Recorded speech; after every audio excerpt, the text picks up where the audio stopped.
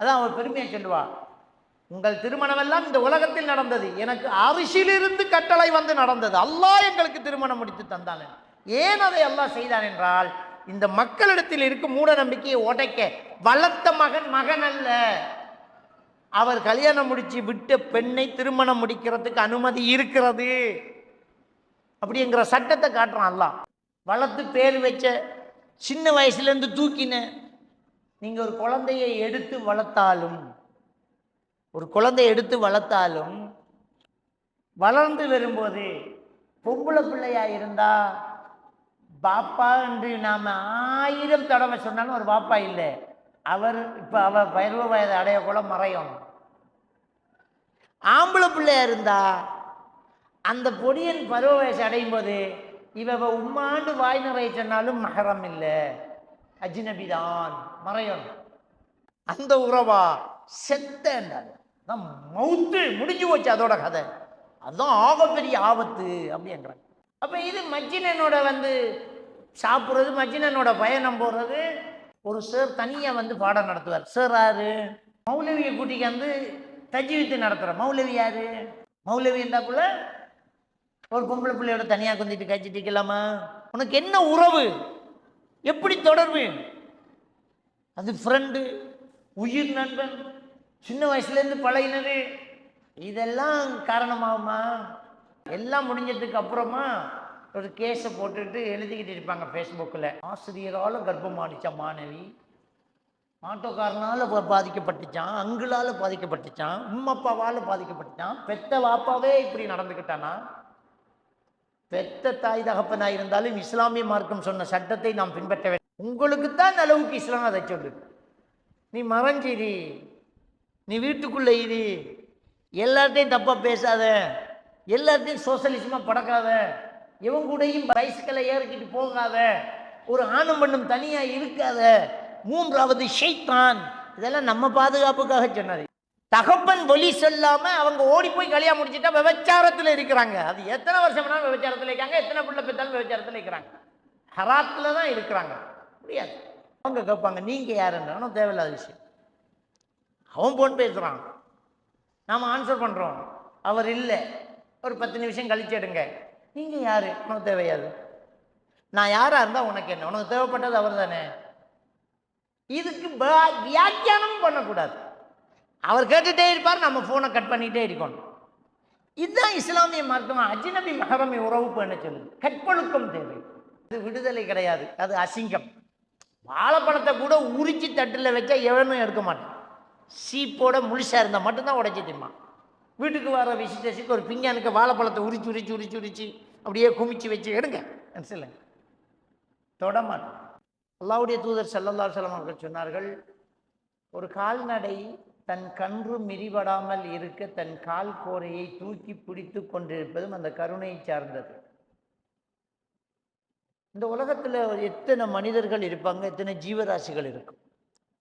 ஒவ்வொன்றும் அதன் குட்டிகளிடம், பிள்ளைகளிடம், கணவன் மனைவி உறவுகள் என்று கருணை காட்டுவது, உயிரை கொடுப்பது, கண்ணை தானம் செய்வது, கிட்னியை கொடுப்பது, இதுவெல்லாம் அந்த ஒன்றை ஆளுக்கு கொஞ்சமாக பிரித்து கொடுத்தது தான். ஒரு தகப்பன் தவறு செஞ்சா கூட அந்த தகப்பனை எங்க வாப்பான்னு சொல்லாம நானா கிட்ட சொல்லுவோம், உங்க வாப்பா ரொம்ப கதைக்கிறாருன்னு சொல்லுவோம். நன்மை அப்படித்தான் அல்லாஹ் தஆலா இரட்டிப்பாக்கி கொடுக்குறான். அவ்வளோ இரக்கமுள்ள ரஹ்மான். நம்ம ஒரு பாவம் செஞ்சுட்டு அதுக்கு பிறகு ஒரு நன்மையை செஞ்சுட்டோம்னா அந்த நன்மையால் அந்த பாவத்தை அழிக்கிறான்ல அல்லாஹ். என்ன இருந்தாலும் அதுக்கு ஒரு முடிவு இருக்குது. எல்லாமே ஓய்ந்து போய்த்துடும், எல்லாமே முடிஞ்சு போகும், அழகு மாறி போகும், வசதி தேஞ்சு போகும், எல்லாமே போகும். ஆனால் ஈமான் மட்டும் எப்போவுமே உறுதியாக இருக்கும். அது மாப்பிள்ளையை பார்த்தாலும் பெண்ணை பார்த்தாலும் மார்க்கம் இருக்கிறதா? ஏன்னா அந்த குடும்பம் அமைவது அந்த திருமணத்தில் தான். அந்த திருமணம் அமையும் போது மார்க்கம் ஈமான் நம்மளால் பார்க்கப்படவில்லை என்றால் கண்டிப்பாக நம்ம நஷ்டவாளி ஆகிடும். அப்போ ஒரு இஸ்லாமிய குடும்பம் என்றால் அங்கே ஈமான் உறுதி இருக்க வேண்டும். மாப்பிள்ளை தொழுறல்ல, கணவன் தொழுறல்ல, பிள்ளைகள் தொழுறல் என்றால் அந்த அந்த இஸ்லாமிய குடும்பம் என்கிற விஷயத்தில் நம்ம ரொம்ப கவனம் செலுத்தணும். அப்போ இஸ்லாம் அங்கே இல்லாமல் போச்சு. நம்ம எப்பவுமே நம்ம தயாராக இருக்கணும். மவுத்து, மரணத்துக்கு பின்னால் உள்ள வாழ்க்கை, அதில் வெற்றி அடையணும், சொர்க்கம் போகணும். அதுதான் நம்முடைய கனவுகளாக இருக்கணும். அது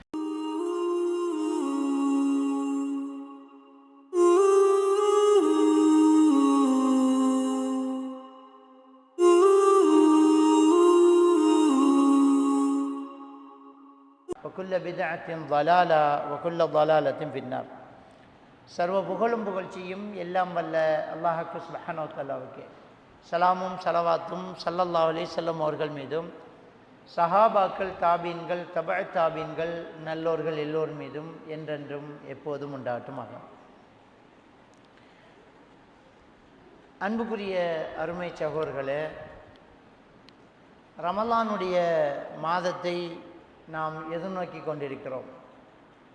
இன்னும் ஒரு மாதத்திலே நாம் ரமலானை அடைய இருக்கிறோம்.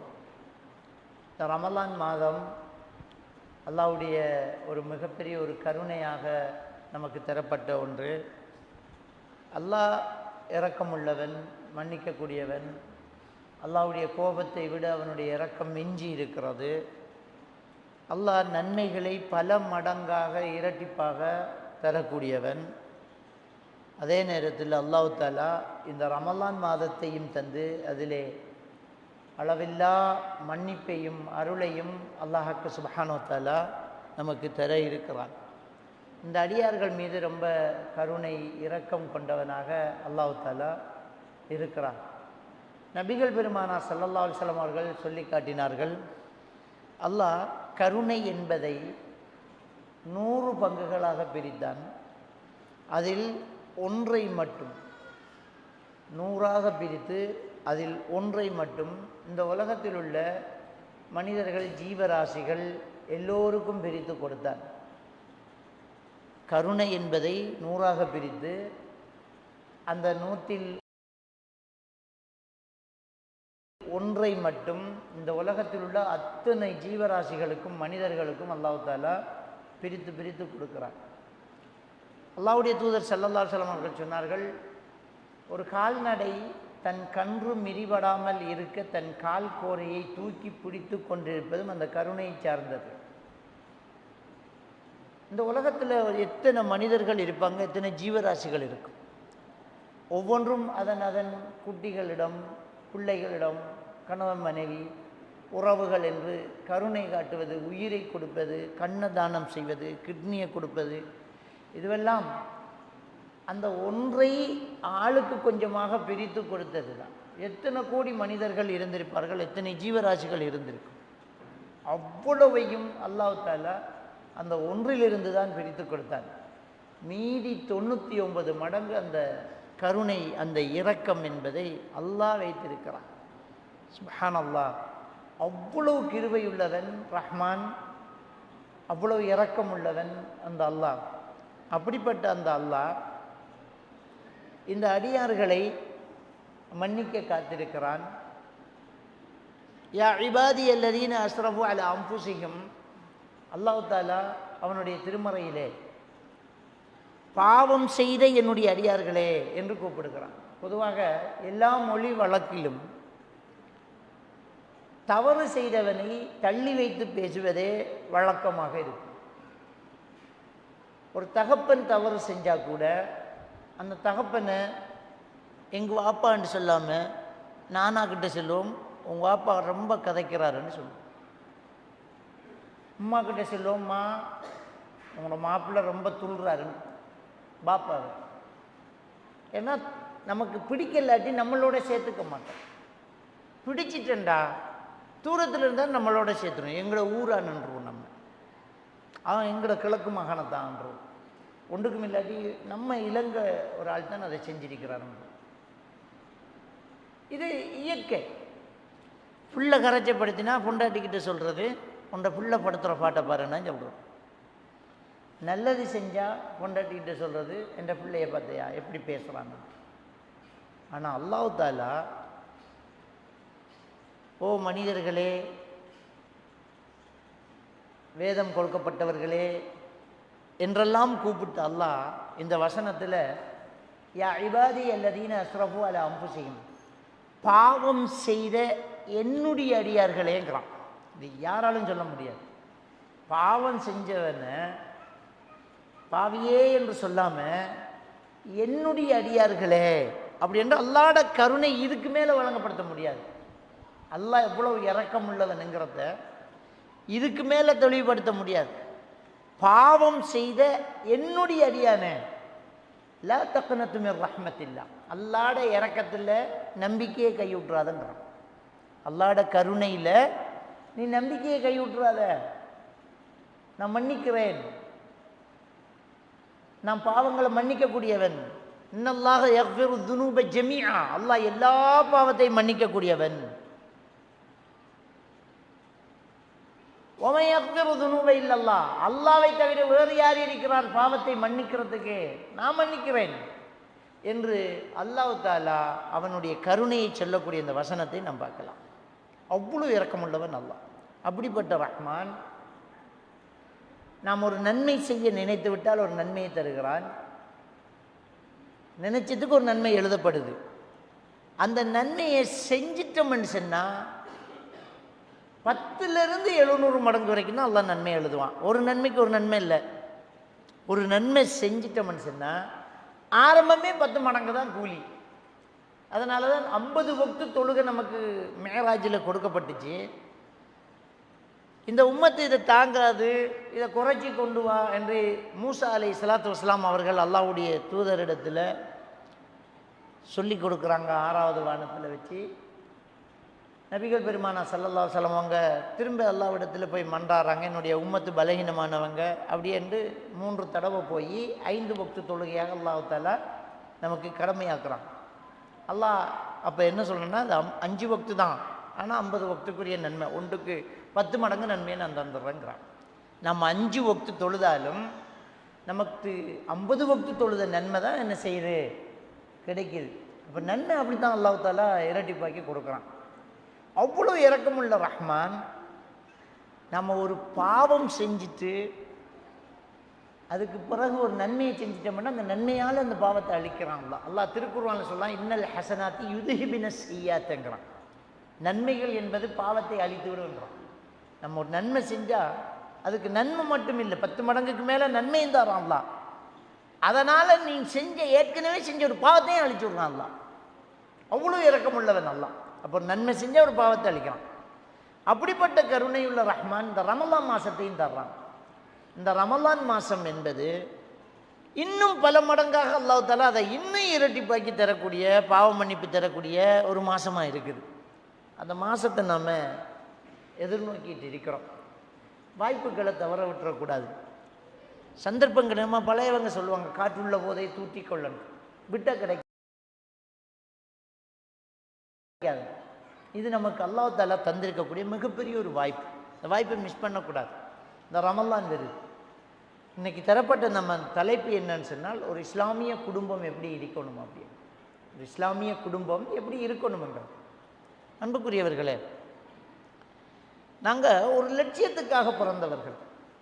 மறுமைக்காக, மரணத்துக்கு பின்னால் உள்ள வாழ்க்கைக்காக நம்ம பிறந்திருக்கிறோம். அதுதான் நம்முடைய நோக்கம், வேறு எதுவுமே கிடையாது. ஏண்டா அல்லாஹ் தஆலா சூரா அஸ்-ஸாரியாத்தில் சொல்லி காட்டுறான், வமா ஹலக்துல் ஜின்ன வல் இன்ஸ இல்லா லியஅ்புதூன்ங்கிறான். இந்த மனிதர்களையும் ஜின்னையும் நான் படைத்தது என்னை வணங்குறதுக்காக அன்றி வேறு எதுக்கும் கிடையாதுங்கிறான். என்னை வணங்குறதுக்கு தான் இந்த மனிதர்களையும் ஜின்னையும் நான் படைச்சேன் அப்படிங்கிறான் அல்லாஹ். அப்போ நம்முடைய நோக்கம் அல்லாஹ்வை வணங்குறது, அல்லாஹ்க்கு இணை வைக்காமல் இருக்கிறது. இதுதான் நம்முடைய நோக்கமாக இருக்கணும். இப்போ இந்த குடும்பம் அப்படி என்று சொல்லும்போது நமக்கு ஒரு பொறுப்பு வருது பாருங்க. அல்லாஹ்வுடைய தூதர் ஸல்லல்லாஹு அலைஹி வஸல்லம் அவங்க சொன்னாங்க, குல்லுக்கும் ராயின் வ குல்லுக்கும் மஸூலின் அன் ரஅய்யத்திஹி. நீங்கள் எல்லாருமே பொறுப்புதாரிகள், உங்களோட பொறுப்புகள் பற்றி நாளை மறுமையில் நீங்கள் விசாரிக்கப்படுவீங்கிறாங்க. அப்போ நமக்கு என்று ஒரு பொறுப்பு வருது. குடும்பம் என்று சொல்லும்போது நம்ம பிள்ளைகள் மேலே, நம்ம மனைவி, பெண்களுக்கு தன்னுடைய கணவன், குழந்தை, இது தன்னுடைய வீட்டை எப்படி பார்த்துக்கணும் என்கிறது நமக்கு ஒரு பொறுப்பாக இருக்குது. அல்லாஹ்வுடைய தூதர் சொல்கிறாங்க நமக்கு ஒரு பொறுப்பு இருக்குது என்று. ஏன்னா அந்த பொறுப்பை சரியாக செய்யும்போது தான் ஒரு இஸ்லாமிய குடும்பமாக இந்த குடும்பம் இருக்கும். அப்போ நம்முடைய நோக்கம் இந்த குடும்பத்தில் நடைபெறணும். நம்முடைய தேவைக்கு உழைக்கிறோம், நம்ம தேவைக்கு சாப்பிட்றோம், நம்ம தேவைக்கு சுகம் அனுபவிக்கிறோம். இதெல்லாம் நம்முடைய தேவைக்கு. அந்த தேவையை கூட ஹலாலாக நம்ம செஞ்சுட்டு போகணும். வணக்கம் மட்டும்தான் மார்க்கம் அப்படின்னு நம்ம நினச்சிடக்கூடாது. சடங்கு சம்பிரதாயங்களும் சேர்த்து தான் மார்க்கம். ஏனெண்டா லக்கது கானலக்கும் ஃபீ ரசூலில்லாஹி உஸ்வத்துன் ஹஸனாங்கிறான் அல்லாஹ். அல்லாஹ்வுடைய தூதரில் உங்களுக்கு அழகிய முன்மாதிரி இருக்குது. எல்லாத்துலேயுமே, உடுக்கிறதுல, சாப்பிட்றதுல, தொழில் செய்கிறதுல, எல்லாத்துலேயுமே அல்லாஹ்வுடைய தூதரில் நமக்கு ஒரு அழகிய முன்மாதிரி இருக்குது. அந்த அழகிய முன்மாதிரியை நம்ம என்ன செய்யணும்? எடுத்து நடக்கணும். நம்மளோட வாழ்க்கையில் அதை என்ன செய்யணும்? கொண்டு வரணும். சிந்திச்சு பாருங்க. ஒரு கணம் நம்ம சிந்திச்சு பார்க்கணும். நமக்கண்டு ஒரு லட்சியம் இருக்குது. இப்படித்தான் வாழணும், இப்படி வாழ்ந்தால் தான் சொர்க்கம் போக முடியும். சாதாரணமாக இட போட்டுறக்கூடாது. மறுமை வாழ்க்கையை நம்ம ஆட்கள் நகைச்சுவையை சொல்லுமா, அப்போ பார்த்துக்கலாம், கபூரில் பார்ப்போம், கேள்வி எனக்கு கிடக்கக்குள்ள பார்த்துலாம், பிறகு பார்க்கலாம் அப்படின்னு நம்ம நினைக்கக்கூடாது. எப்போ ஒன்று பண்ணாலும் மரணம் பெறும். அப்போ நம்ம மூமினா இருக்கணும். என்ன சூரத்துல் முனாஃபிகூன் 11வது வசனத்தில் சொல்கிறான், யுஅக்கிருல்லாஹு நஃப்ஸன் இதா ஜாஅ அஜலுஹா. எந்த ஒரு ஆத்மாவுக்கும் அதில் நேரம் வந்தால் பிந்தாதுங்கிறான் அல்லாஹ். நேரம் வந்தால் பட்டுன்னு பெய்திரும், அது உயிர் பெய்திரும். ஆனால் அப்போ நாம் மூமினா இருக்கணும்.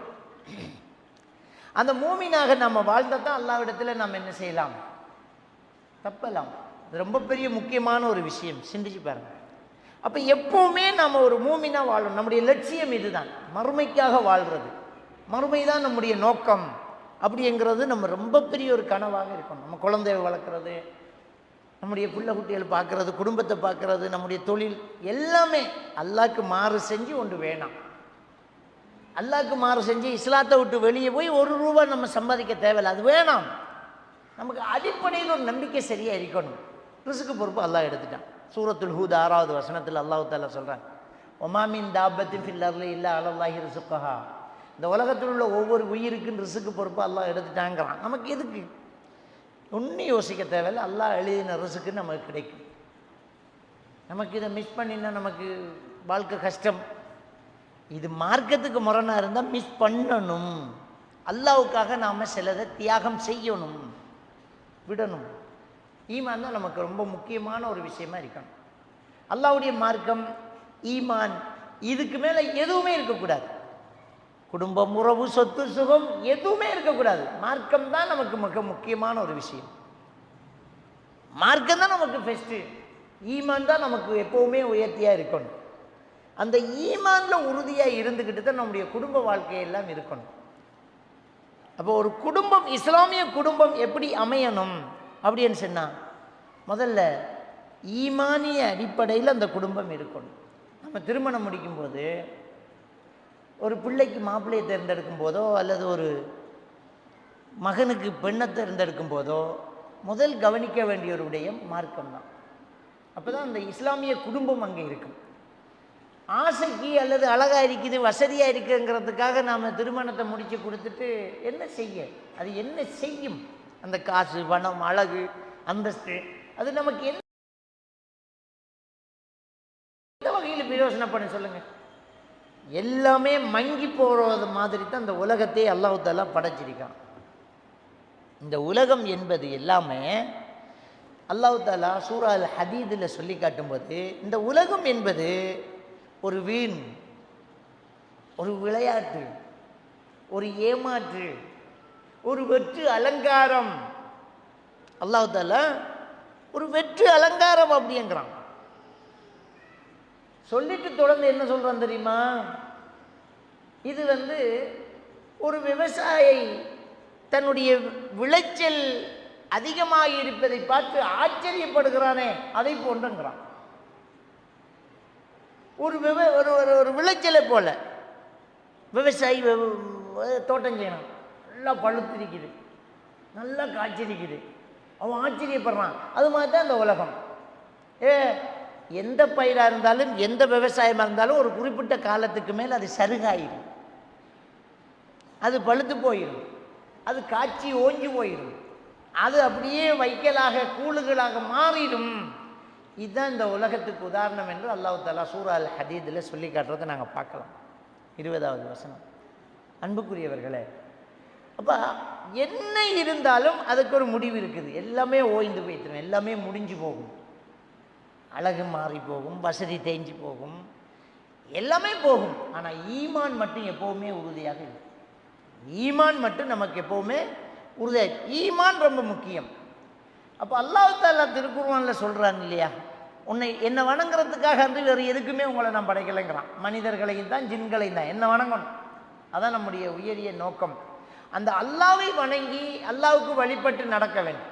ஈமான் தான் நம்முடைய தலையில் எப்போவுமே இருக்கணும். ஈமான் எதை பார்த்தாலும் இது நம்முடைய இஸ்லாத்துக்கு முரணானதா, இதை செய்யலாமா, இது ஹலாலா, இது ஹராமா, இது அல்லாஹ் ஏற்றுக்குவானா, அல்லாஹ் இதை விரும்புவானா, அல்லாஹ் இதை வெறுக்கிறானா, ரசூலுல்லாஹ் இதை அனுமதிக்கிறாங்களா, இந்த ஒரு சல்லடையில் போட்டு சலிக்காமல் எதையுமே நம்ம அந்த உலகத்தில் செய்யக்கூடாது. இதுதான் ஒரு சுருக்கமான ஒரு விடயம்.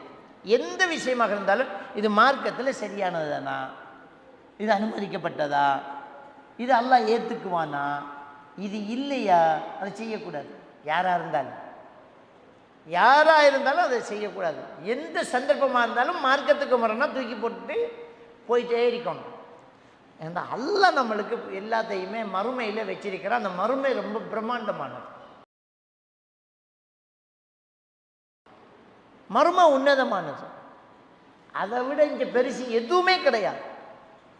சூரத்துல் மாயிதாவில் 36வது வசனத்தில் அல்லாஹ் தஆலா சொல்றான், இன்னல்லதீன கஃபரு லவ் அன்ன லஹும் மா ஃபில் அர்தி ஜமீஆ வ மிஸ்லஹு மஅஹு லியஃப்தது பிஹி மின் அஸாபி யௌமில் கியாமா.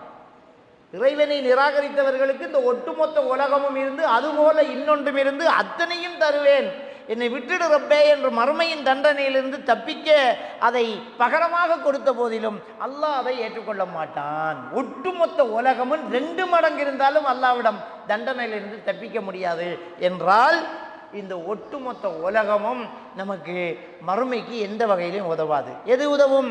ஈமான் ஒன்றுதான் உதவும். அதனால தான் நபிகள் நான் ஸல்லல்லாஹு அலைஹி வஸல்லம் அவர்கள் சொன்னார்கள், 7 வானம் பூமி அதிலே உள்ளது அத்தனையும் தராசின் ஒரு தட்டிலேயும் லா இலாஹ இல்லல்லாஹ் மறுதட்டிலும் வைத்தால் அது கதிக்கும் என்றார்கள். என்றால் என்ன அர்த்தம்? நமக்கு ஈமான் மட்டும்தான் மறுமையிலே பாதுகாப்பும் வெற்றியும் சொர்க்கமும் வாங்கி தருவார். எதுவுமே இல்லை, எதுவுமே நமக்கு உதவாது. அப்போ நம்ம ஒரு குடும்பத்தை ஆரம்பிக்கும் போது ஈமான் அங்கே இருக்கிறதா, மார்க்கம் இருக்கிறதா அப்படின்னு நம்ம ஆரம்பிக்கணும். இப்போ நபிகள் நாயகம் ஸல்லல்லாஹு அலைஹி வஸல்லம் அவங்க சொல்கிறாங்க, துன்கஹுல் மர்அ லி அர்பஇன், ஒரு பெண்ணை 4 விவகாரத்துக்காக திருமணம் முடிக்கப்படுது.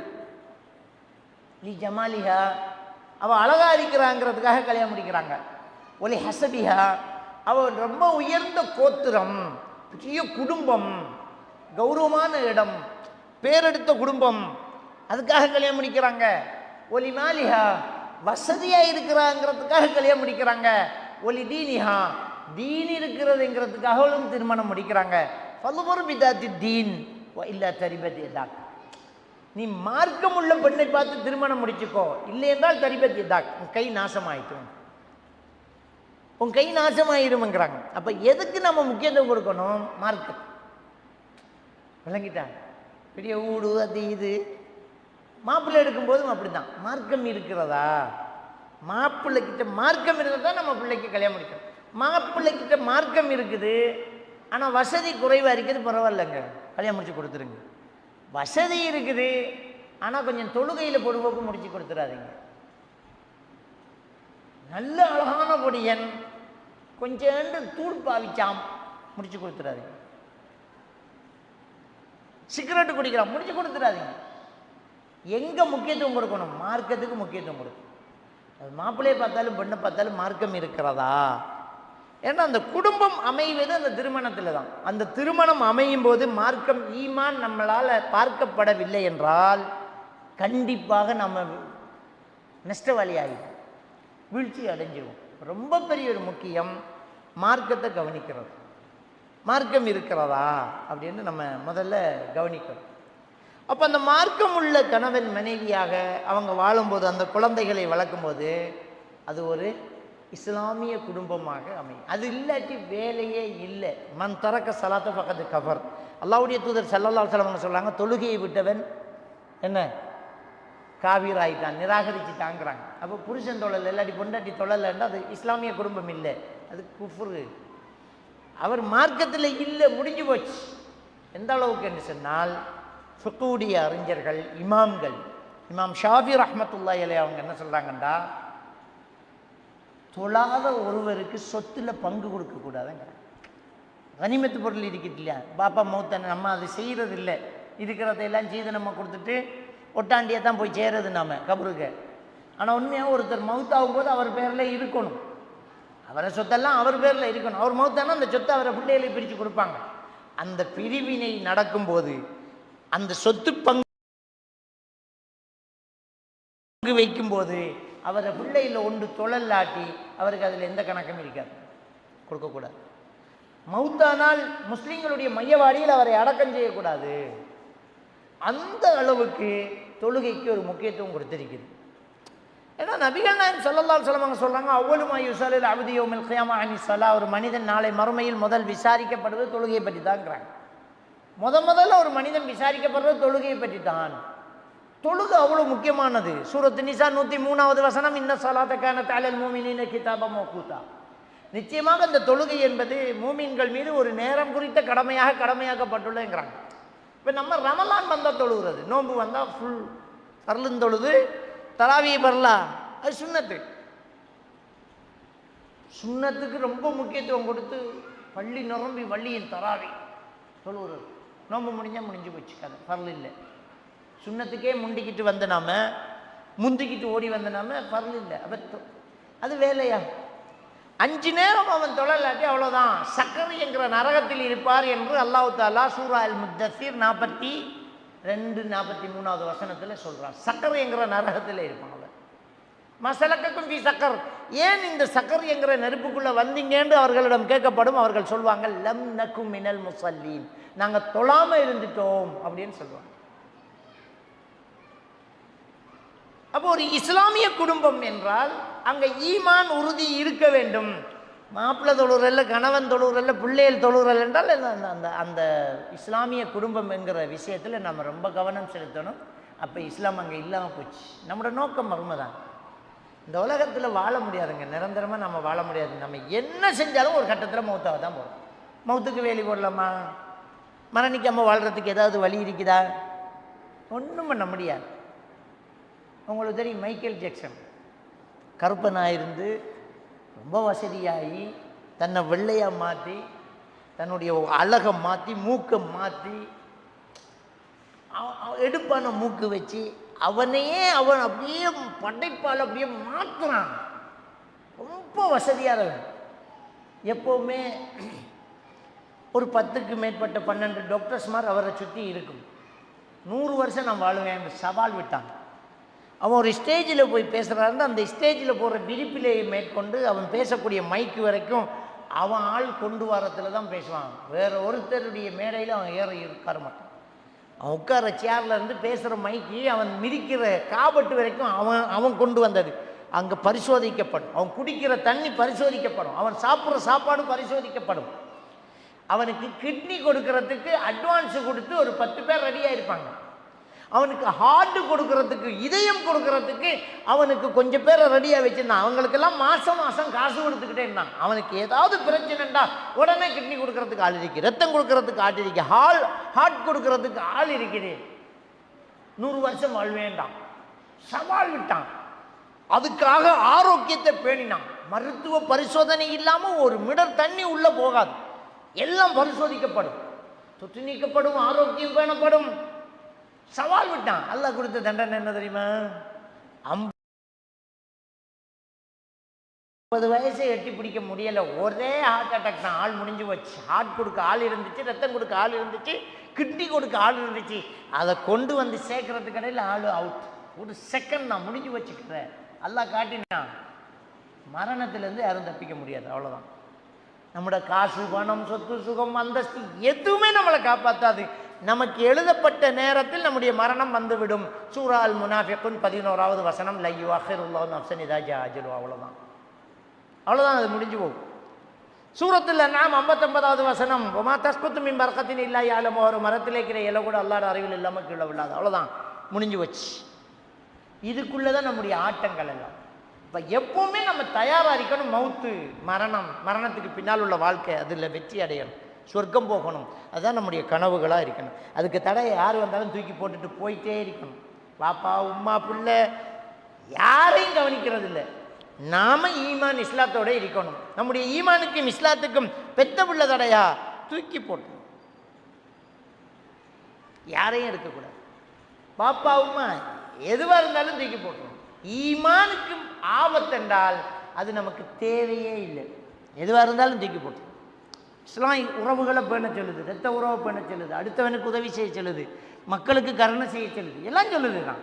ஆனால் மார்க்கம் மட்டும் இல்லைன்னா அவ்வளோதான், மனசில் வச்சிருக்க கூடாது, தூக்கி போட்டுறணும். சூரா அல் முஜாதலா 22வது வசனத்தில் அல்லாஹ் தஆலா சொல்கிறான், அல்லாவையும் அல்லாஹ்வுடைய தூதரையும் நேசிக்கக்கூடிய எவரும் அல்லாவையும் அல்லாஹ்வுடைய தூதரையும் ஏற்றுக்கொள்ளாதவர்களை நேசிக்கக்கூடியவர்களாக இருக்க மாட்டாங்க. பெத்த தாய் தாப்பனாக இருந்தாலும் சரி, குழந்தை குட்டியாக இருந்தாலும் சரி, கணவன் மனைவியாக இருந்தாலும் சரி, நெருங்கின உறவுக்காரர்களாக இருந்தாலும் சரி, சகோதரமாக இருந்தாலும் சரி, உறவாக இருந்தாலும் சரி, நேசிக்கக்கூடாது. அல்லாஹ் ரசூலை ஏற்றுக்கொள்ளாட்டி மட்டும்தான் கரண்டை காலுக்கு கீழே தான். அல்லாஹ் ரசூலை ஏற்றுக்கிட்டால் அவர்களோடு ரொம்ப நெருக்கமாக இரக்கம் உள்ளவர்களாக ரஹ்மான் பைனஹும் என்கிறான் அல்லாஹ். ஈமான் கொண்டவர்களோடு கருணை உள்ளவர்களாக இருப்பார்கள். அவ்வளோதான். ஈமானுக்கு மேலே எதுவுமே இல்லை. மார்க்கம் தான் நமக்கு ரொம்ப முக்கியம். இதெல்லாம் அழிஞ்சு போகும். நிரந்தரமானது மறுமை மட்டும்தான். அந்த சொர்க்கத்துக்கு நாம் தயாராக இருக்கணும். சொர்க்கம் கிடைக்கணும் அப்படின்னா தியாகம் செய்யணும், இபாதத்தில் ஈடுபடணும், அல்லாஹ்வுக்கு இணை வைக்கக்கூடாது. ரொம்ப பெரிய ஒரு முக்கியமான விஷயம். அப்போ பேசிக்கே நம்மக்கிட்ட தப்பாக போகுது. கல்யாணத்தை தொடங்கும் போதே மார்க்கத்தை கவனிக்க மாட்டேங்கிறோம். 5 நேரம் தொழுதுட்டு இருந்தவன் கல்யாணத்தாண்டு தொழ முடியலை. வெட்டிங் ஹாலில் அவர் பிஸி. அந்த பொண்ணு 5 நேரம் தொழுதுட்டு இருந்த பொண்ணை கல்யாண தண்டைக்கு தொழ முடியாமல் பண்ணிட்டோம். மேக்கப் போட்டு லிப்டிக் அடித்து ஃபேஷியல் செஞ்சு அவளுக்கு உது செஞ்சால் 30,000 ரூபாய்க்கு போட்ட ஃபேஷியல் கரைஞ்சிடும் அப்படின்னுன்றா. அவளால் தொழ முடியலை. கல்யாணத்தண்டு தொழுகையை நிராகரிக்கிறாங்க, முடியலை. மாப்பிள்ளைக்கு அண்டு தொழுகை இல்லை. அப்போ ஆரம்பமே தப்பு. கல்யாணமே ஹராத்தில் போகுது. கல்யாணமே ஹராத்தில் போனால் எப்படி வாழ்றது? தொடக்கமே சரியில்லை. ரசூலுல்லாஹி ஸல்லல்லாஹு அலைஹி வஸல்லம் சொன்னாங்க, லா நிக்காஹ் இல்லா பி வலியின். ஒலி இல்லாமல் திருமணம் இல்லைன்றாங்க. தகப்பன் ஒலி சொல்லாமல் அவங்க ஓடி போய் கல்யாணம் முடிச்சுட்டா விபச்சாரத்தில் இருக்கிறாங்க. அது எத்தனை வருஷம் வேணாலும் விபச்சாரத்தில் இருக்காங்க, எத்தனை பிள்ளை பெற்றாலும் விபச்சாரத்தில் இருக்கிறாங்க. ஹராத்தில் தான் இருக்கிறாங்க. முடியாது. ஹராத்தில் இருக்கிறாங்க, விபச்சாரத்தில் இருக்கிறாங்க. அப்பண்டே காதலிக்கிறது, ஓடி போகிறது, கல்யாணமே போல. அடுத்தது கல்யாணமே முடிக்கும் போது சீதன கல்யாணம், ஹராத்தில் இருக்கிறாங்க. கல்யாணம் முடிக்கும் போது மார்க்கம் இல்லை, தொழுகை இல்லை. என்ன இஸ்லாம், என்ன இஸ்லாமிய குடும்பம்? தொழுகை இல்லாமல் எப்படி ஒரு மனுஷனால் வாழ முடியுது? அதை எப்படி அவனுடைய மனசால ஜீரணிக்க முடியுது? அல்லாஹ்வை தொழாமல் எப்படி அவனால் அந்த நேரத்தை கடக்க முடியுது? அதான் ஆச்சரியமான ஒரு விடயம். ஒரு மூமினுக்கு அப்படி இருக்கக்கூடாது. அதான் நபிகள் நாயகம் ஸல்லல்லாஹு அலைஹி வஸல்லம் அவர்கள் சொன்னார்கள், ஸலாசுன் மன் குன்ன ஃபீஹி யஜிது ஹலாவத்தல் ஈமான். 3 விடயம் எவரிடத்தில் இருக்கிறதோ அவர் ஈமானின் சுவையை அறிவார். 3 விஷயம் எவனிட்ட இருக்கிறதோ அவன் ஈமானின் சுவையை அறிவான். புகாரி கிரந்தத்தில் பதிவாக இருக்கக்கூடிய ஹதீஸ். முதலாவது விஷயம், அல்லாஹ்வையும் அல்லாஹ்வுடைய தூதரையும் எல்லாத்தையும் விட நேசிக்கணும். நம்ம அல்லாஹ்வையும் அல்லாஹ்வுடைய தூதரையும் எல்லாத்தையும் விட நேசிக்கணும். அதுக்கு பிறகு மற்றது. அல்லாஹ் சொல்கிறான், அல்லாஹ்வுடைய தூதர் சொல்கிறாங்களா, அவ்வளோதான், அதை பின்பற்றணும். அதுக்கு மேலே நமக்கு ஒன்றும் ஸ்டைலாக தெரியக்கூடாது, அழகாக தெரியக்கூடாது, லாபமாக தெரியக்கூடாது, கவர்ச்சியாக தெரியக்கூடாது. அல்லாஹ் ரசூல் இதுதான் உயிரை விட மேலாக மதிக்கக்கூடியது. அப்படித்தான் இருக்கணும். சூரத்துல் அஹ்ஸாபில் அல்லாஹ் தஆலா சொல்லி காட்டுறான், அந்நபி அவுலா பில் முஃமினீன மின் அன்ஃபுஸிஹிம். இந்த அல்லாஹ்வுடைய தூதர் மோமீன்களுக்கு அவர்களுடைய உயிரை விட மேலாக மதிக்கப்பட வேண்டியவர். உயிரை விட மேலாக மதிக்கப்பட வேண்டியவர் தான் அல்லாஹ்வுடைய தூதர்ங்கிறார். நபிகள் நான் ஸல்லல்லாஹு அலைஹி வஸல்லம் சொன்னாங்க, லா யூமினு அஹதுக்கும் ஹத்தா யகூன ஹவாஹு தபஅன் லிமா ஜிது பிஹி. நான் கொண்டு வந்ததை ஒருவருடைய மனோ இச்சை பின்பற்றாத வரைக்கும் அவர் மூமினாக முடியாது என்று ஸல்லல்லாஹு அலைஹி வஸல்லம் அவர்கள் சொன்னார்கள். அவர் அல்லாஹ்வுடைய தூதர் கொண்டு வந்ததை மனுஷனுடைய மனோ இச்சை கூட வெறுக்கக்கூடாது, விரும்பணும். அதான் மூமின், அதான் இஸ்லாம். அப்போ நம்மகிட்ட ஈமான் உறுதியாக இருக்கணும்னா அல்லாஹ் ரசூல் உயிரை விட மேலாக இருக்கணும். 2வது, அல்லாஹ்வையும் அல்லாஹ்வுடைய தூதரையும் தவிர இன்னொன்றை நேசிப்பதாக இருந்தால் அது அல்லாஹ்வுக்காக இருக்க வேண்டும். அவ்வளோதான். அல்லாஹ்க்காகத்தான் நேசிக்கிறோம். அல்லாஹ்க்கு மாறு செஞ்சால் அல்லாஹ்க்காக நேசிக்க முடியாது. மார்க்கத்துக்கு பிழையான விஷயத்தை அல்லாஹ்வுக்காக நேசிக்க முடியாது. நம்ம ஒரு ஆளை நேசிக்கிறோம், அவர் ரெண்டா நமக்கு உசுறு, ஆனால் அவர் அல்லாஹ்க்கு கட்டுப்படுறாருல, தொழுகை இல்லை, அவர் ஹராத்தில் இருக்கிறார், அவர் பாவத்தில் இருக்கிறாருன்னா தூக்கி எறிஞ்சிடணும், முடியாது. நான் அல்லாஹ்க்காக தான் நேசித்தேன், இவனே அல்லாஹ்க்கு மாறு செய்கிறான், இவனே கஞ்சா குடிக்கிறான், இவனே தூள் அடிக்கிறான், இவனே சிகரெட் குடிக்கிறான், தூக்கி போட்டுட்டு போகலாட்டி ஈமான் இல்லை, முடிஞ்சு போச்சு, ஈமான் இல்லை. மூன்றாவது விஷயம், மீண்டும் குஃபுர் வாரது. நம்ம ஈமான் கொண்டிருக்கிறோம், மீண்டும் குஃபுர் வாரது நெருப்பில் போட்டு எரிப்பதை விட வெறுப்பான ஒரு விடயமாக ஒரு மனுஷனுக்கு இருக்கணும். அப்போ ஒரு தொழுகையை விடுறது உசுரோட கொளுத்துற மாதிரி இருக்கணும். என்ன தொழுகையை விட்டால் குஃபுரு தான், தொழுகையை விடுறது குஃபுரு. அப்போ அந்த ஈமானின் டேஸ்ட் இருக்கணும், இருந்தால் தான் ஒரு இஸ்லாமிய குடும்பம் களை கட்டும். அங்கே ஆரம்பிக்கும். முதல் விஷயம் மார்க்கம் தான். 5 நேரம் தொழணும், தொழுகையில் போயிடுதெல்லாம் இருக்கணும். நம்ம பிள்ளைகள்கிட்ட தொழுகையை சொல்லிக் கொடுக்கணும். 7 வயது அடைந்தால் தொழுகையை கொண்டு ஏவுங்கள், 10 வயசு அடைந்தால் தொழுகையை கொண்டு அடியுங்கள். 10 வயசுக்கு மேலே பொறுமையாக இருக்கக்கூடாது, அடிக்கணும், தொழணும் அவர். ஏன்னா இது நம்முடைய பொறுப்பு, நம்ம தான் அவங்கள வளர்க்கணும், நம்ம மார்க்கத்தை சொல்லிக் கொடுக்கணும், நம்ம மார்க்கத்தை கற்றுக் கொடுக்கணும், நமக்கிட்ட அந்த ஈமான் இருக்கணும். அப்போ ஒரு வீட்டில் தொழுகையாளிகள் இல்லாத எந்த அங்கத்தவர்களும் ஒரு இஸ்லாமிய குடும்பத்தில் இருக்க முடியாது. முஸ்லீம்னா தொழுதான் ஆகணும், இல்லைன்னா அவங்க பேர் வைத்த முஸ்லீம்கள், அவ்வளோதான், பேரு தான், ஆனால் முஸ்லீம்கள் கிடையாது. அப்போ ஒரு முஸ்லீம் என்பவர் ஒரு தொழுகையாளியாக இருக்கணும். இஸ்லாமிய குடும்பம் ஆரம்பிக்கும் போதே ஒரு இஸ்லாம் மார்க்கம் ஈமான் அங்கு பார்க்கப்பட வேண்டும். அழகு அந்தஸ்து சொத்து அதெல்லாம் அப்புறம். தொழுகையாளியாக இருக்கிறார், மார்க்கம் உள்ளவராக இருக்கிறார், ஈமான் உள்ளவராக இருக்கிறார், அழகாக இருக்கிறார், 2 பாக்கியம் நமக்கு எல்லாம் இருக்குது, நல்ல அந்தஸ்தும் இருக்குது, இன்னொரு பாக்கியம். ஆனால் எல்லாமே இருந்தாலும் ஈமான் மட்டும் இல்லை என்றால் அது துர்பாக்கியம். இந்த ஈமானுக்காக எதையும் இழக்கலாம், எதற்காக வேண்டி ஈமானை இழந்து விடக்கூடாது, இதுதான் முக்கியமான விஷயம். எதற்காக வேண்டி ஈமானை இழந்துடக்கூடாது.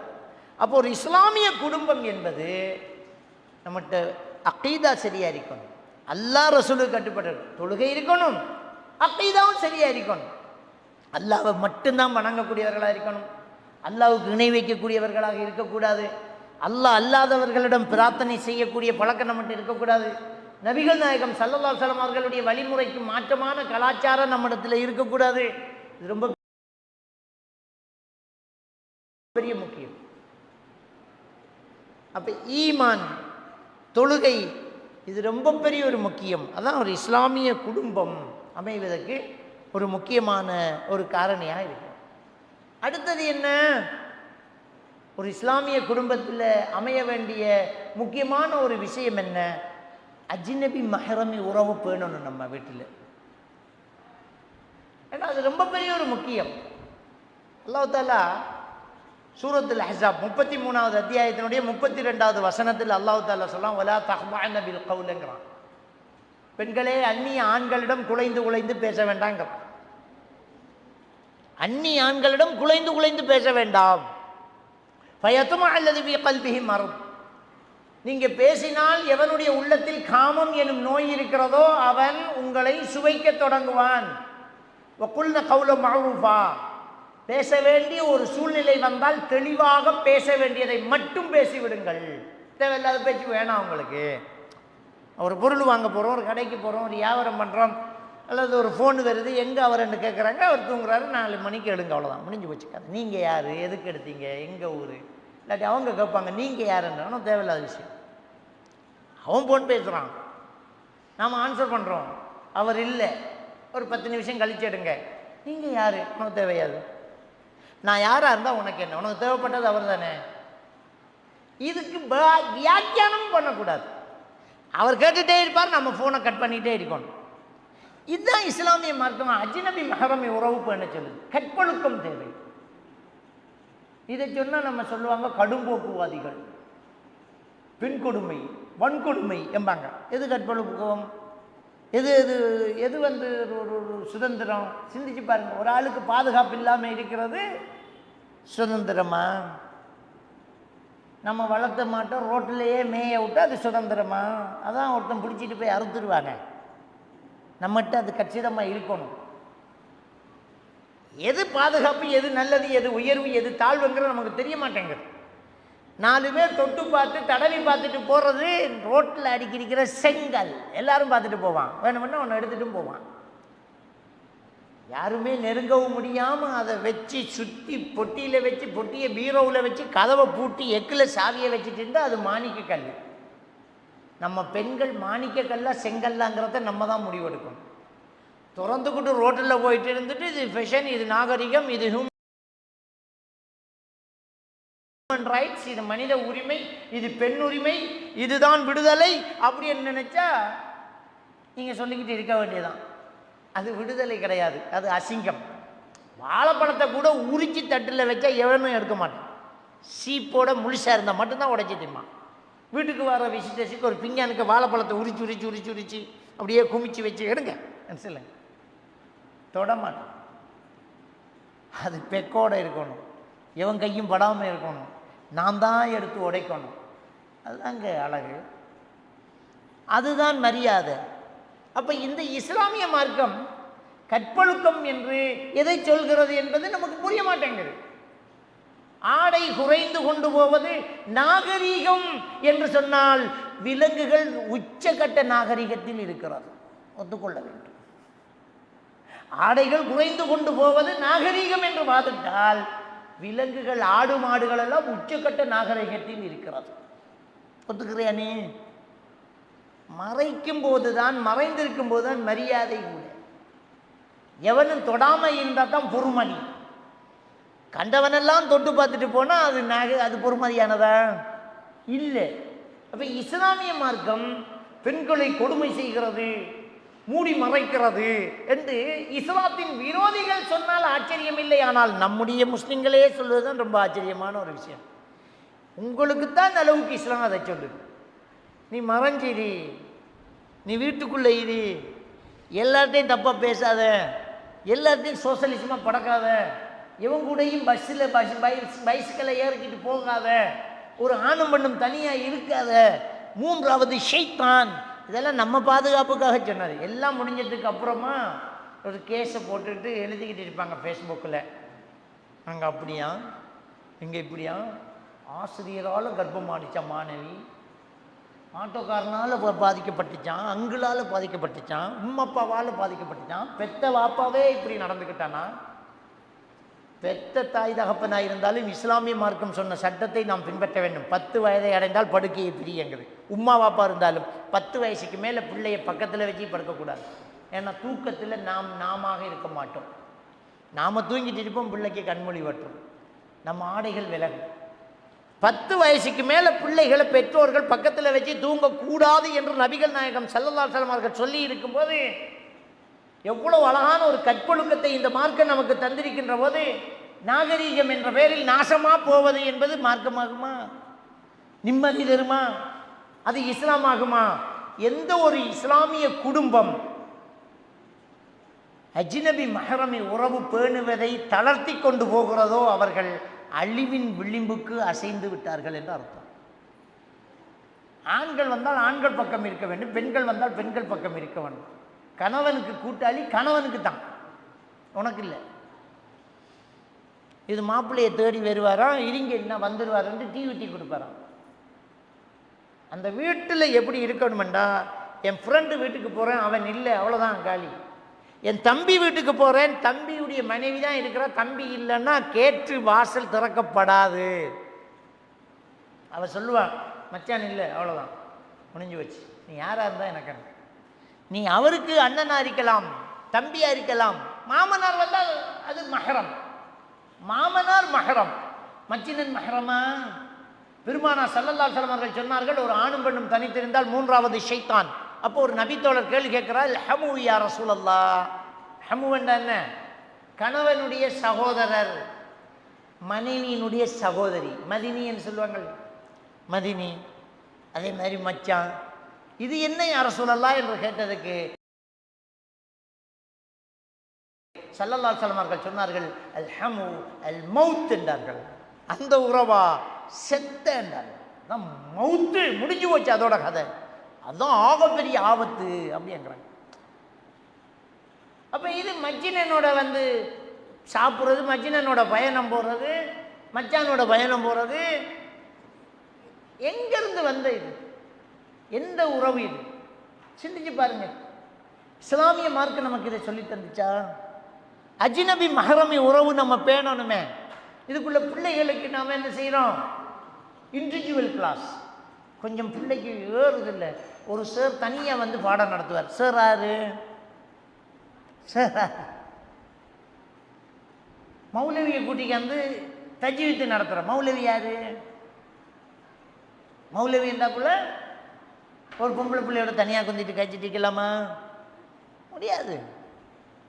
மௌலவியாக இருந்தாலும் சரி, ஆசிரியராக இருந்தாலும் சரி, வாகன சாரதிகளாக இருந்தாலும் சரி, ஒரு ஆணும் பெண்ணும் தனித்திருந்தால் மூன்றாவது ஷைத்தான் அவன் மட்டும்தான். இஸ்லாமிய மார்க்கு அதை தெளிவாக சொல்லுது. முடிஞ்சு போச்சு கதை. மூன்றாவது ஷைத்தான். அந்த அஜ்னபி மஹரமி உறவு பேணணும். வீட்டில் ஒரு திரை வாழ்க்கை இருக்கணும். பெண்கள் பக்கம் பெண்கள் பேசிட்டு இருப்பாங்க, ஆண்கள் பக்கம் ஆண்கள் பேச. போட்ட டீயே புருஷன் தான் கிச்சனில் போய் வேண்டிக்கு வந்து கொடுக்கணுமே தவிர அவ கொண்டு வந்து கொடுக்குற ஒரு கலாச்சாரம் ஒரு வீட்டில் இருந்தால் நம்ம மார்க்கத்தை போட்டு மிதிச்சிட்டோன்ற அர்த்தம். இஸ்லாத்தை கொச்சப்படுத்துகிறோன்ற அர்த்தம். எப்படி இது அனுமதியாகும்? அப்போ இதை போய் இன்றைக்கு இருக்கக்கூடிய சோசலிசம், இது என்ன மேற்கத்தையம், இப்போ உள்ள கலாச்சாரம், அது இந்த காலத்தில் இப்படி எப்படி பார்க்குறேன்னு நாம் மார்க்கத்தை போட்டு மிதிக்கக்கூடாது. இஸ்லாம் சொன்னால் அது எல்லா காலத்துக்கும் பொருத்தமாக தான் இருக்கும். இஸ்லாம் சொன்னால் எல்லா காலத்துக்கும் பொருத்தம்தான். அதில் மாற்று கதை கிடையாது. அப்போ அஜ்னபி மஹரமி உறவு வீட்டில் மட்டுமில்லை, ஃபோன்லையும் பேணப்படணும். சிலர் வீட்டில் அஜ்னபி மஹரமி உறவு, ஆனால் ஃபோனில் 1008 கேர்ள் ஃப்ரெண்டு பாய் ஃப்ரெண்டு வச்சுக்கிட்டு வாங்க. சட் பண்ணுறதும், சேவ் பண்ணுறதும், ஹாய் சொல்கிறதும், குட் சொல்கிறதும். ஃபோனில் குரலாலும் உடலாலும் அஜ்னபி மஹரமி உறவு பேணப்பட வேண்டும். நீங்கள் பாருங்கள், சூரத்துல் அஹ்ஸாப் 32வது வசனம் ஃபோனுக்கே வந்த மாதிரி இருக்குதா இல்லையா? வலா தஹ்தஅன பில் கவுல், குரலால் பேச்சால் நீங்கள் தனித்திருக்க வேண்டாம் என்று அல்லாஹ் தஆலா சொல்லி காட்டுறான். ஃபோனுக்கே வந்த வசனம் மாதிரி இருக்குது. அப்போவே இந்த குர்ஆன் வசனம் இறங்குது பாருங்கள். அந்த காலகட்டத்திலேயே அஜ்னபியான ஆண்களிடம் பேச்சால் நீங்கள் தனித்திருக்க வேண்டாம், குலைந்து குலைந்து பேச வேண்டாம். அப்போ ஃபோனுக்கு சேர்த்து தான் அல்லாஹ் தஆலா சொல்லிட்டான். உடலால் மட்டுமில்லை, குரலாலும் தனித்திருக்கக்கூடாது. எப்படி உனக்கு ஒரு ஃப்ரெண்ட் இருக்க முடியும்? ஆறு அதை சிலருக்கு கேர்ள் ஃப்ரெண்ட் இருக்கும், சும்மா பேசிக்குவாங்க, ஆறுதல் சொல்கிறாங்களாம், அவங்களுக்கு உதவி செய்கிறாங்களாம்.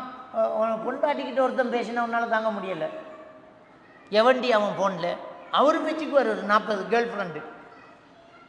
இப்போ நமக்குள்ள சட்டம் தானே அங்கேயும் இருக்குது. அப்போ அஜ்னபி மஹரமி உறவு பேணப்பட வேண்டும். அதுதான் இஸ்லாம், அதுதான் இஸ்லாமிய மார்க்கம். இது இஸ்லாமிய குடும்பம். அதுதான் அஜ்னபி மஹரமி உறவு பேணப்பட வேண்டும். அது உடலாலும் குரலாலும் பேணப்பட வேண்டும். அது ரொம்ப பெரிய ஒரு முக்கியமான ஒரு விஷயம். இதில் நம்ம நிறைய பேர் பொடுபோக்காக இருக்கணும், கவனிக்க மாட்டேங்க. எல்லாருமா சேர்ந்து பயணம் போகிறது, ஒரு வட்டத்தில் இருந்து அப்படியே சாப்பிட்றது. சாப்பிடும்போது பெண்கள் ஒரு பக்கம் ஆண்கள் ஒரு பக்கம் சாப்பிடுங்களாம். எல்லாரும் சேர்ந்து இருந்து சாப்பிட்றதுக்கு உனக்கு ஆறு அவன், உனக்கு என்ன உறவு, எப்படி தொடர்பு? அது ஃப்ரெண்டு, உயிர் நண்பன், சின்ன வயசுலேருந்து பழகினது. இதெல்லாம் காரணமாகுமா? வளர்த்து பேர் வச்ச, சின்ன வயசுலேருந்து தூக்கின.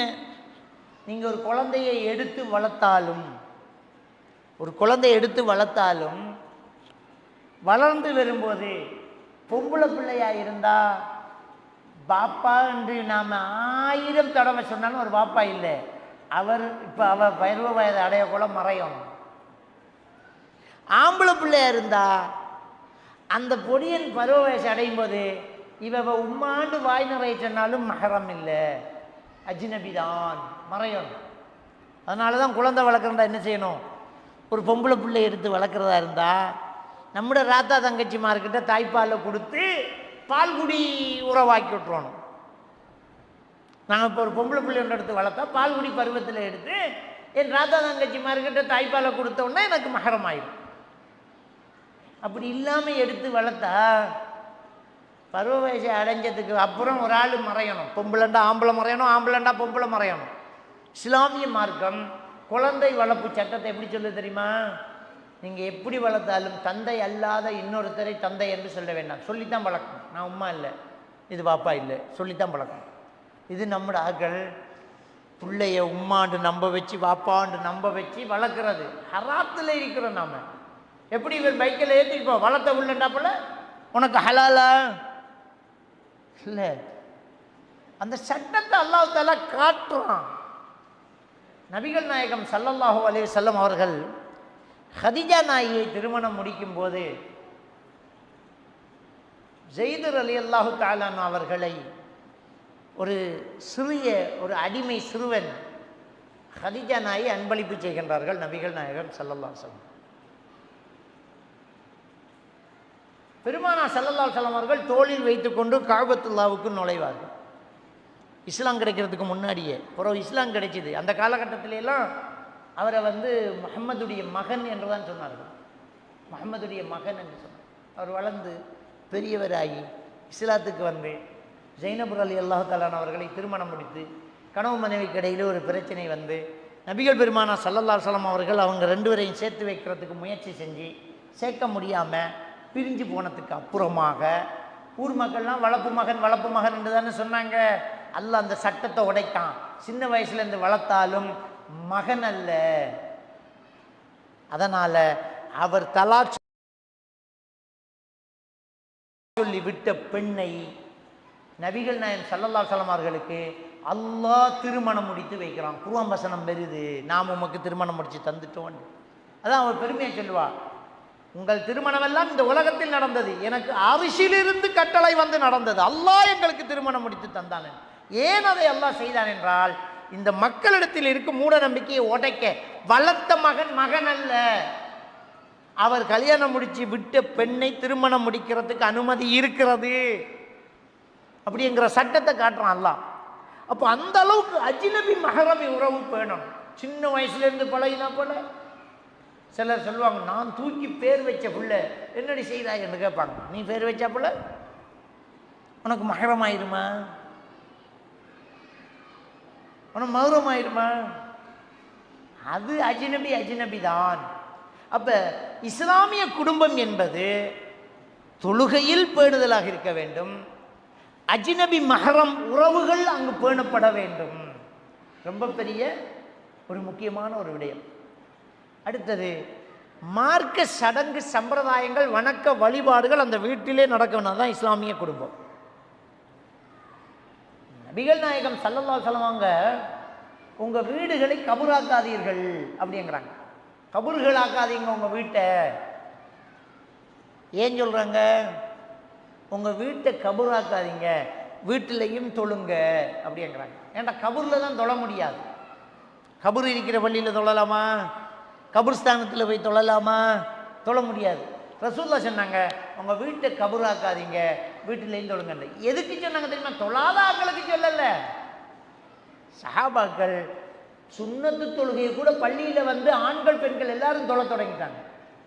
பெண்கள்லாம் பள்ளிக்கு வருவாங்க. அந்த காலத்தில் நபிகள் நாயகம் ஸல்லல்லாஹு அலைஹி வஸல்லம் அவர்கள் தொழுது கொண்டிருக்கும் போது ஒரு முறை ரொம்ப வேகமாக சின்ன சின்ன சூறாவை ஓதி ஸ்பீடாக சலாம் கொடுத்துட்டு சொன்னாங்க, குழந்தை அழும் சத்தம் கேட்டது, அந்த தாய் மனது அவதிப்படுகிறது, அதனால் தான் தொழுகையை சுருக்கினேன்ட்டாங்க.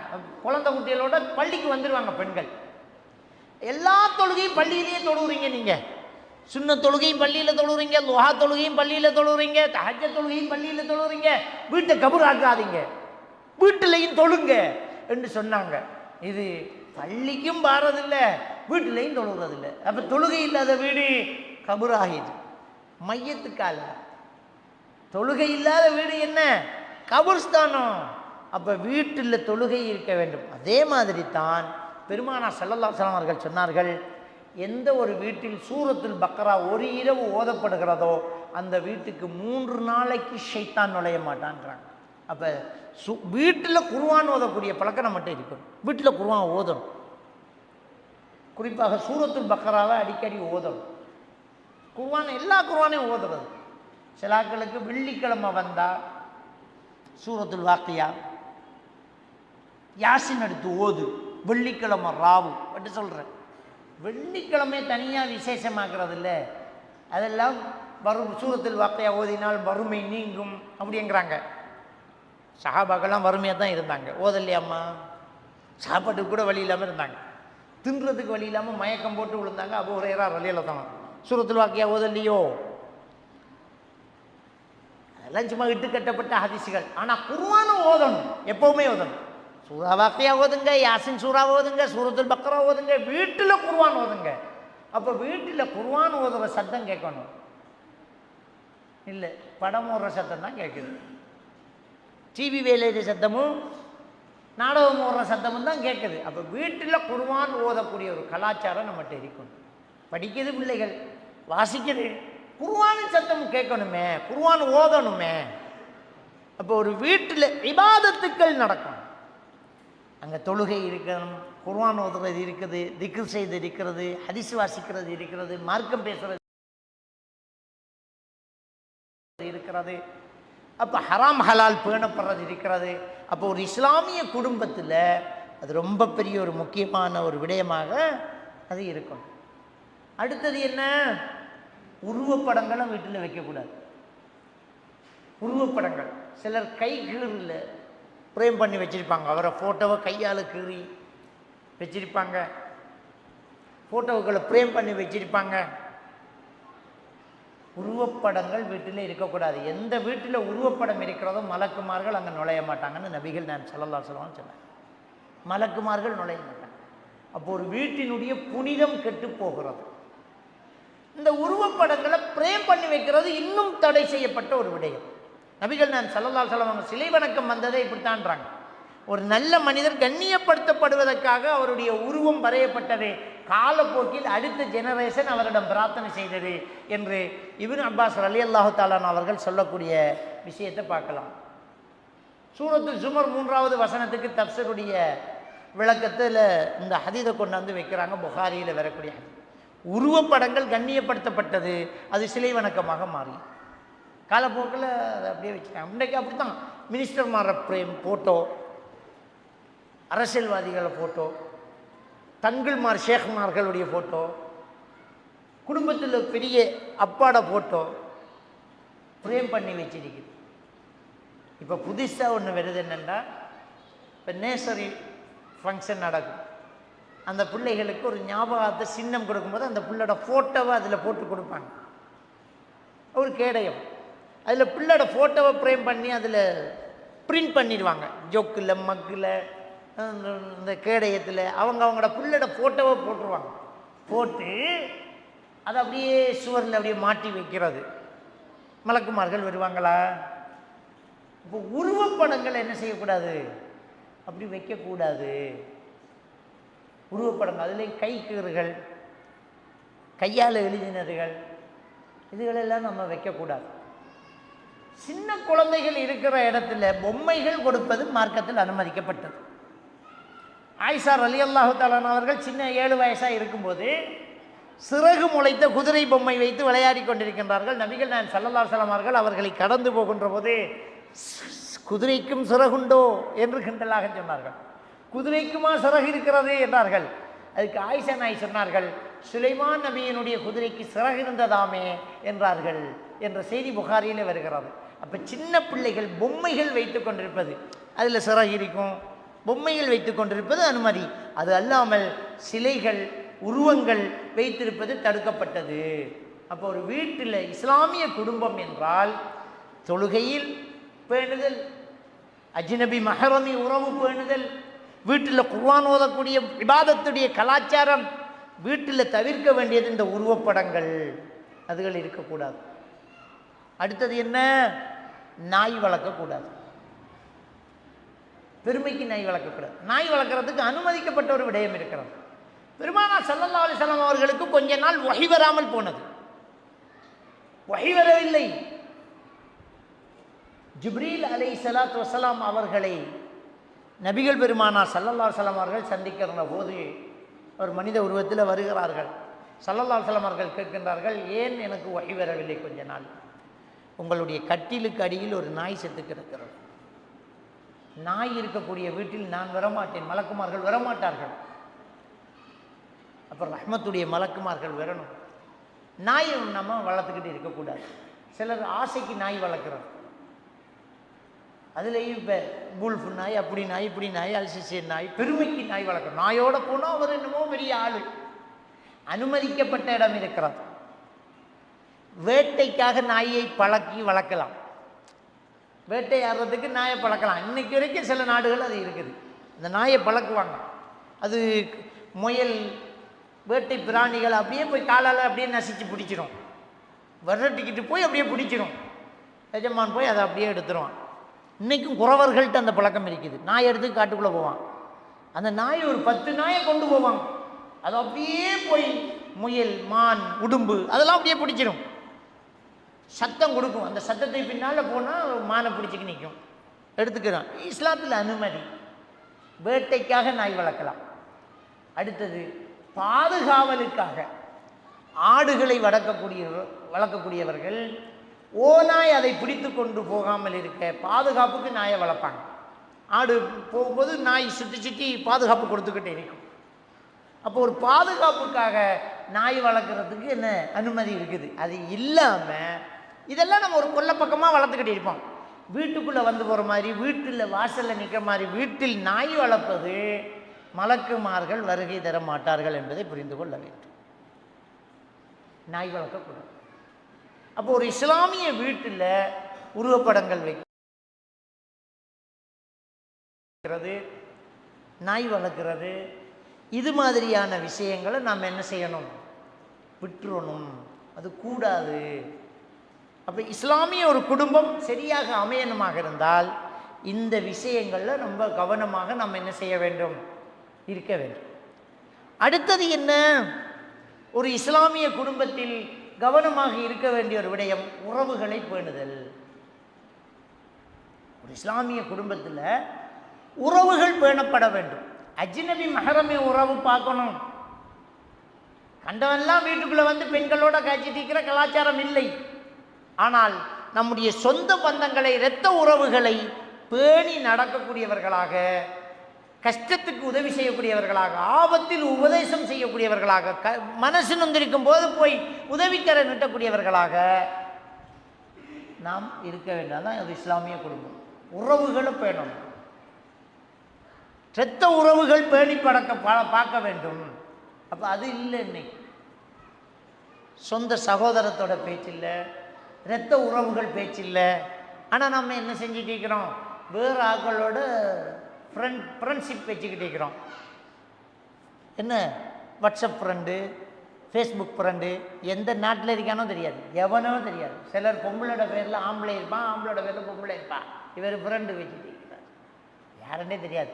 சொந்த நானா, சொந்த சகோதரி, சொந்த புள்ள, உம்மா, வாப்பா அதெல்லாம் பேணல்ல, எங்கேயோ போய் நிற்கிறோம். அப்போ உறவுகள் பேணப்பட வேண்டும், இரத்த உறவுகள் பேணப்பட வேண்டும். எந்த அளவுக்கு என்று சொன்னால், நபிகள் நாயகம் ஸல்லல்லாஹு அலைஹி வஸல்லம் அவர்கள் சொன்னார்கள்,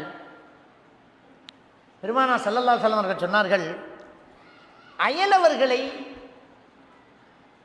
அயலவர்கள் உறவுகள் மட்டுமில்லை, அயலவர்களை கண்ணியப்படுத்துமாறும் கடமைகள் நிறைவேற்றுமாறும் ஜிப்ரீல் அலைஹிஸ்ஸலாம் எனக்கு வஹி வந்து வண்ணமே இருந்தார். எந்த அளவுக்கு என்றால், அனந்தர சொத்திலும் அயலவர்களுக்கு பங்கு வந்து விடுமோ என்று நான் பயப்படுகிற அளவுக்கு அயலவர்களையும் உறவுகளையும் பேண சொல்லி ஜிப்ரீல் அலைஹிஸ்ஸலாம் வஹியை கொண்டு வராங்க. அப்போ ஒரு இஸ்லாமிய குடும்பம் அயலவர்களை மதிக்கிறது, குடும்ப உறவுகளை, இரத்த உறவுகளை பேணி நடப்பது ரொம்ப பெரிய ஒரு முக்கியம். அவங்களுக்கு ஏதாவது என்றால் நம்ம ஓடி போய் பார்க்கணும்.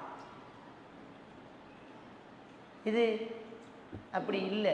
சொந்த பந்தங்களோடு நாம் நெருங்கின ஒரு தொடர்பு நம்மகிட்ட இருக்கணும். நம்ம சகோதரங்கள் எல்லாம் நமக்கு மகரமானவங்க, அவங்களோட போய் பழகிறது, பேசுறது, அவங்களோட ஆபத்தில் உதவி செய்கிறது,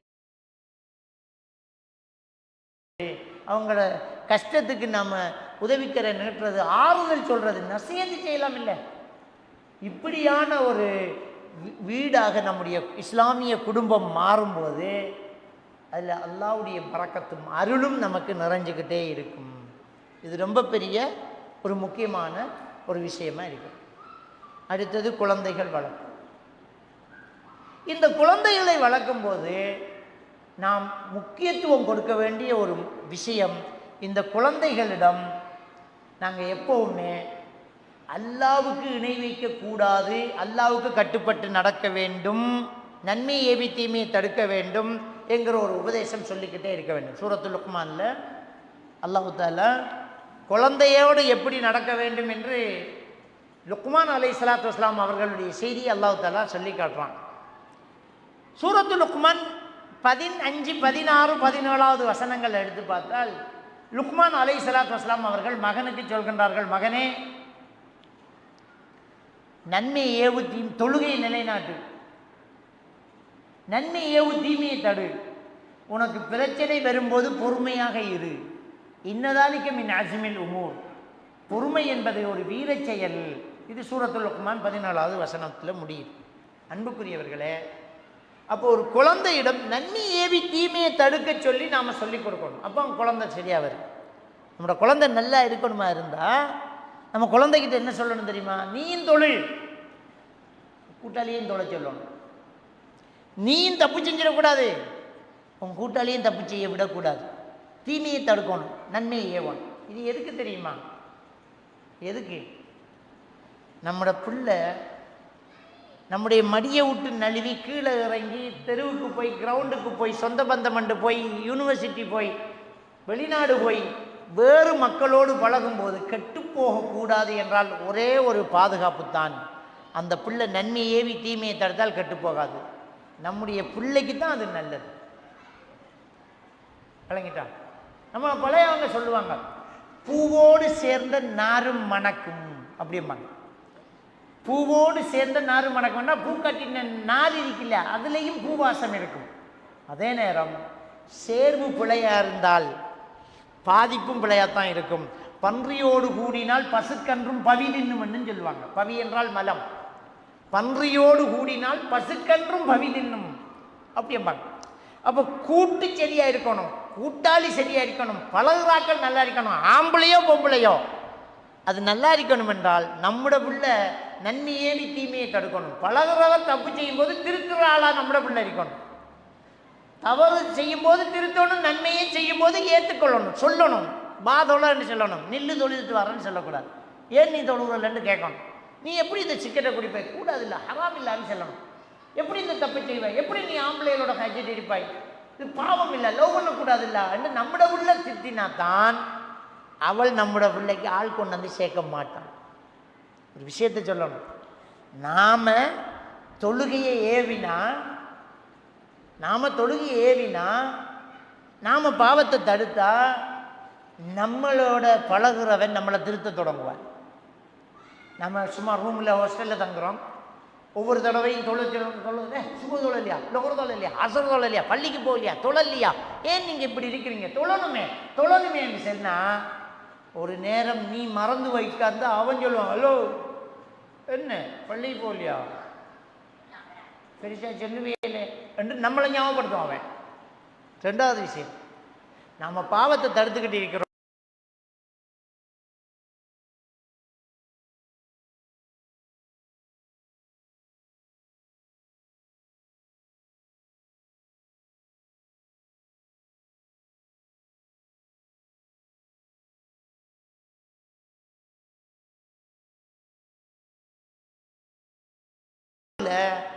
கவனிக்க வேண்டிய ஒரு விஷயம், நம்முடைய பிள்ளைக்கு நன்மை ஏவி தீமையை தடுக்க சொல்லிக் கொடுக்க வேண்டும். அப்படி இருந்தால் ஒரு நல்ல இஸ்லாமிய குடும்பமாக இந்த குடும்பம் மாறும்.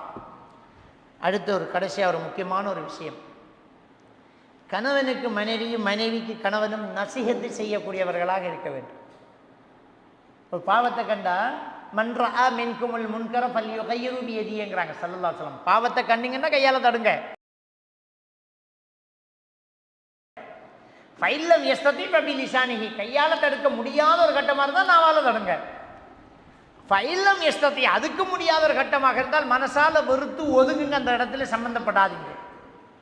அப்போ நன்மை ஏவி தீமையை தடுக்கக்கூடியது கணவன் மனைவிக்கு இடையில் ஆளுக்கால் உபதேசம் செய்யக்கூடியவர்களாக இருக்கணும். காமன் சொல்லிக்கிட்டு இருப்பார், நோன்பு வருது, அவர் வட்டைக்கு போகிற, வேலைக்கு போகிற, கடலுக்கு போகிற, மீனுக்கு போகிற, அது ஊடாய் வேலை செய்கிற, மேஷம் வேலை போகிற, அவருக்கு நோம்பு பிடிக்கணும்னா ஆக்கி கொடுக்குற பிள்ளை பிள்ளை வருஷத்தில் ஒரு தடவை வாரம். சும்மா ஒரு நான் சொல்கிறேன், இதை சொல்லுவாங்க, வேலைக்கு பாடி சோறைங்கால வாரம்.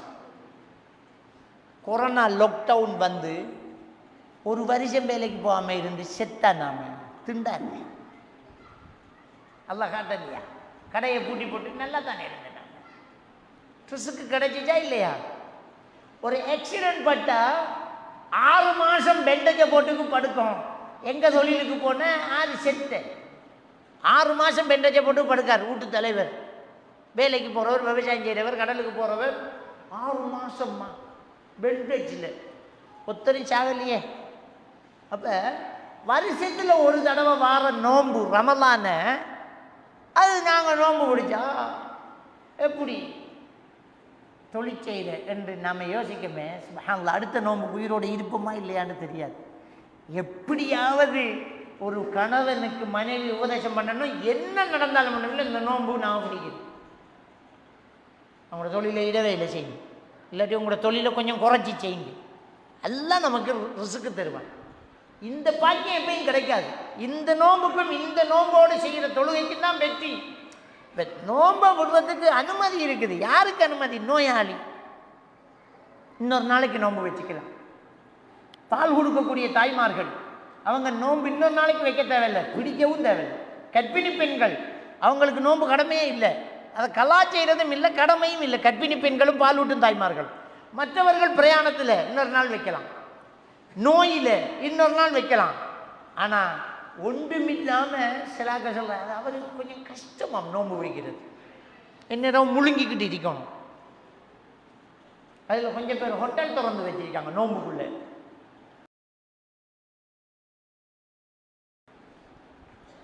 முன்னுக்கு ஒரு கேட்டின் போட்டுருவாங்க.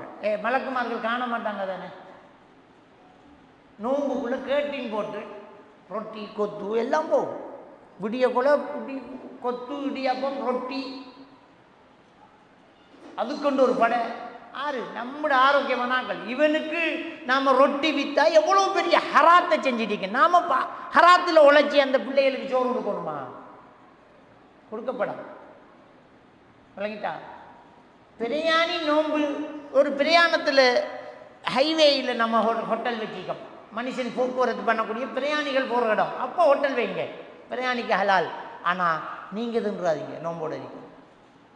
அப்போ நம்முடைய கணவன் தவறு செய்யும்போது மனைவி சுட்டி காட்டணும், நான் உங்களுக்கு சோறாக்கி தர மாட்டேன், நீங்கள் என்னை விட்டு அழிஞ்சு.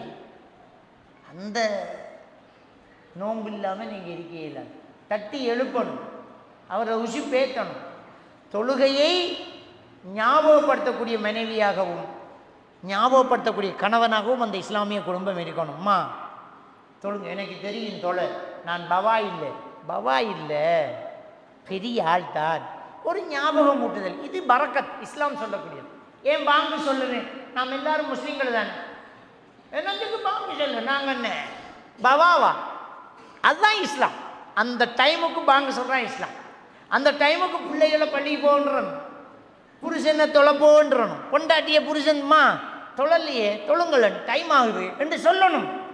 இவருக்கு தான் பெரிய இஸ்லாம் இல்லை, அதான் இஸ்லாம். அப்படித்தான் புருஷன் இருப்பார்.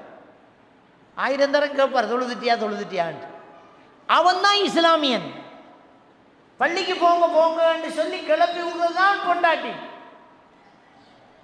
வெள்ளிக்கிழமை ஜும்மாவுக்கு நேரத்தோட போகணும். ஒரு ஒட்டகத்தை அறுத்து ஹதியா செஞ்ச நண்பன் பயானை கேட்டு போட்டு அந்த வெள்ளிக்கிழமை சுபஹானல்லாஹ் குளிச்சு உடுப்பு போட்டு ஷர்ட் எடுத்து கடைசியாக தொப்பியை தேடிக்கு நிற்பான் மனுஷன். பாங்கு முடிஞ்சு மிம்பரில் இருந்து இமாம் இறங்கக்கூடாது, தொப்பியை காணும். அப்போ இது பொண்டாட்டிக்கு தெரியணும், மச்சான் தொப்பியில் கொஞ்சம் வீக்கண்டு. எல்லாம் ரெடியாக வச்சுக்கிட்டு இருந்து 11 மணிக்கு நாங்கள் தொப்பி இன்னைக்கு சேட்டு போங்க கொஞ்சம் நேரத்தோட பிள்ளையை கூட்டிக்கிட்டு நேரத்தோடு அவரை அனுப்பணும். அப்போ ஒரு மனைவி தன்னுடைய கணவனுக்கு நசிஹத்து சொல்லக்கூடியவர்களாக, அதான் ஒத்தவாசோ பில் ஹக் ஒத்தவாசோ பில் சபர், ஹக்கை கொண்டும் பொறுமையை கொண்டும் ஆளுக்கால் உபதேசம் பண்ணக்கூடியவர்களாக இருக்க வேண்டும். அப்போ ஒரு இஸ்லாமிய வீடு என்றால் ஒரு கணவன் மனைவிக்கும் மனைவி கணவனுக்கும் நல்லுபதேசம் செய்யக்கூடியவர்களாக, நன்மையை ஞாபகப்படுத்தக்கூடியவர்களாக மாற வேண்டும். அதுதான் இஸ்லாமிய குடும்பம். எனவே ஒரு இஸ்லாமிய குடும்பமாக நாம் மாற வேண்டும். எல்லாம் வல்ல அல்லாஹ் சுப்ஹானஹு வ தஆலா நம் அனைவரையும் ஈமானோடு வாழ வைத்து ஈமானோடு மரணிக்க செய்வானாக. வாஹிரு தஅவானா அனில் ஹம்துலில்லாஹி ரப்பில் ஆலமீன்.